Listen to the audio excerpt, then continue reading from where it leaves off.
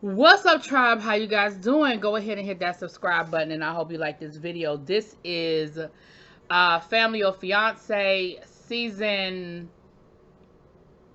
2, I guess. I never know how they are. Anyways, this is season 2, episode 5, I think. Um, so, oh gosh, this was a hard one, you guys. Um, Sorry. This is a hard one. So this is who we have. We have Katasha and Victor. Now, Katasha and Victor met down to the grocery store.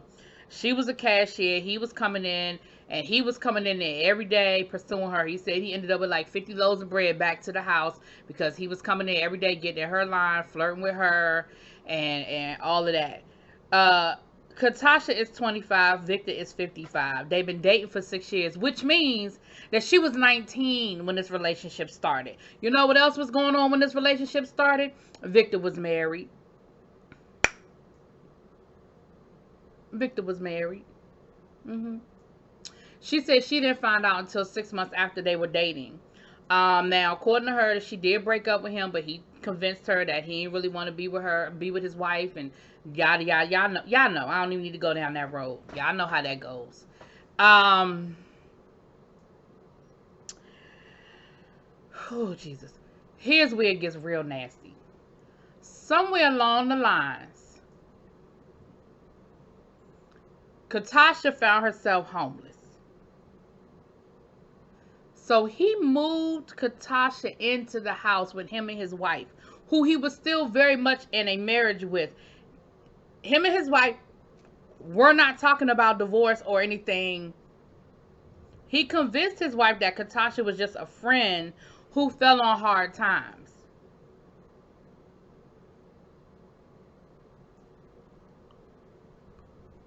She said that she lived there for about a year before the wife found out what was going on.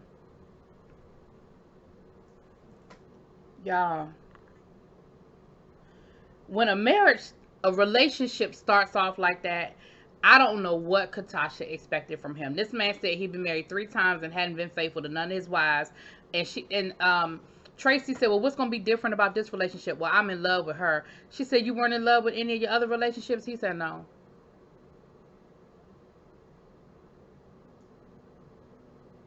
Okay. No, he wasn't. So the families that are coming, y'all, I knew then we was in trouble. I said, now, if we get to the end of this and they giving a blessing, then I already know what the fix is in with this situation. Okay. Um, Katasha's stepmom is coming, her cousin and her best friend. For Victor, his best friend is coming, his son and his stepdaughter. So the task for the family, for Katasha, is to go through the timeline of their relationship. And his task is 20 questions with the family. They can ask whatever. So while they were going through the 20 questions, well, when they were going through the blessing ceremony, a couple of things came up. The infidelity came up, the fact that they fight a lot came up, the fact that they feel like he's controlling, and they're even concerned about abuse, right? All of this kind of came up at the blessing, I mean, not the blessing ceremony, you know, the when they go around to the table and they get their concerns about the situation. So when they were asking 20 questions of him, they asked him about the abuse. And he was like, nah. He said, I'm not abusive. He said, if anything, she's abusive to me. Um, and the producer was like, are you serious about that? And he was like, no, I'm just joking. I'm just joking. I'm just saying. And I was like, nah, you wasn't joking. You meant that thing. I was like, okay, we in trouble. Then they asked about his relationship with his kids, and he said, well, it's not as good as I wish it would be because, you know, I was on drugs for a long time. I said, so on top of the fact that he been married 3 times and ain't never been faithful to nobody, he was on the drugs. And I ain't no shame to no drug addict. I got a lot of friends who are in recovery. I got family members in recovery. But I'm just saying, we're going to add that to the list. So while they're doing their 20 questions, up in the other side where they're doing the timeline, the stepdaughter and the son are trying to figure out the timeline, and I'm sure they're trying to figure out the timeline as it relates to their mom, or because I don't even know which wife, but I'm sure somewhere in the mix. The other thing Katasha said is that when they get into arguments and fights, he runs back to his ex-wife. She also said that that she cheated on him and he's cheated on her. Like, the whole thing sounded like a mess. And again, I'm like, why are we here? Like, these are not relationships that people should be thinking about marriage. That's a different show. This is some Ayanna Fix My Life type shit that we done seen the last couple of weeks on this show. Anyway, not family or fiance, we ready to get married type stuff.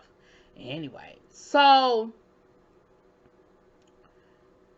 the stepdaughter, so what ends up coming out is she was homeless again, like I said, when they moved in, and they were like, well, did you love him?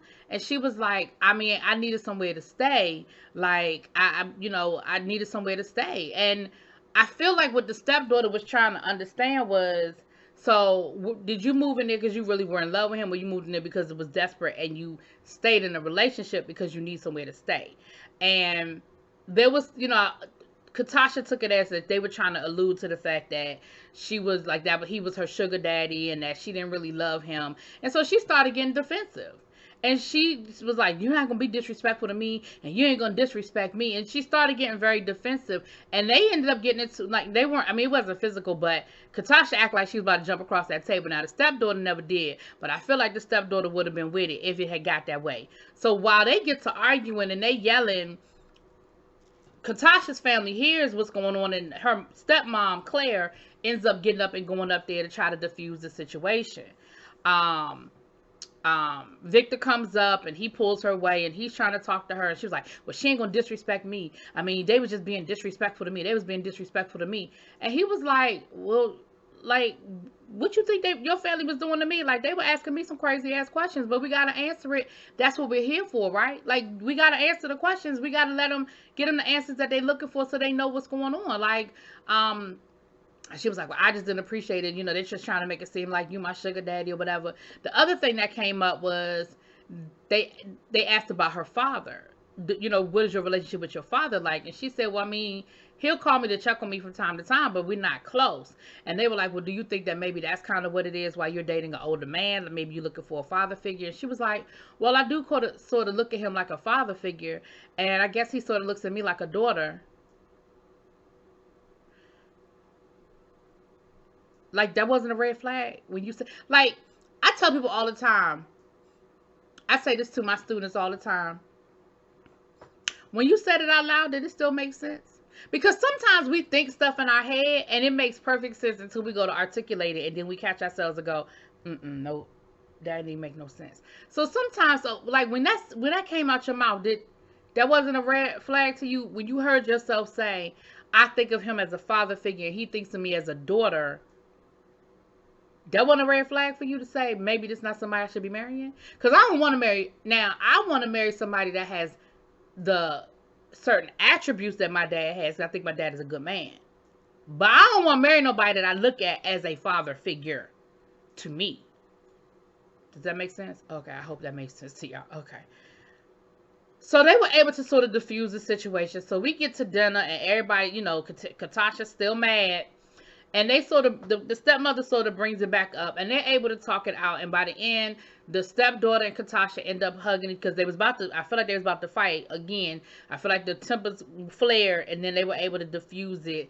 I feel like that scene might have been edited down because I feel like it got diffused real quick. But I'm glad they were able to diffuse it, and Katasha and the stepdaughter did end up hugging and sort of resolving that situation. So later on that night, they're all out at the pool, and Katasha's Claire, her stepmom, goes up to her to talk to her. She said, listen, before, we sort of got interrupted by y'all's little situation, we were talking to him and we were having a conversation about abuse.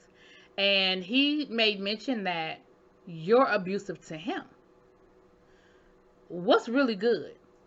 And Katasha told her, she said, listen, she said, it started off that he was abusive to me, but now I've started fighting back, and yeah, now we are abusive to each other.